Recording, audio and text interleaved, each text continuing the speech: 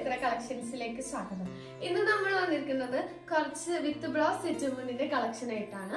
First തന്നെ വരുന്നത് ഈ ബ്യൂട്ടിഫുൾ ആയിട്ടുള്ള ഒരു പിങ്ക് കളറിൽ വരുന്ന സെറ്റുമുണ്ടാണ്. ഇത് വിത്ത് ബ്ലൗസ് ആണ്. സെറ്റുമുണ്ടിന്റെ മെറ്റീരിയൽ വരുന്നത് കോട്ടൺ ആണ്. നല്ലൊരു സിക്സാക്ട് പാറ്റേണിലാണ് വരുന്നത്.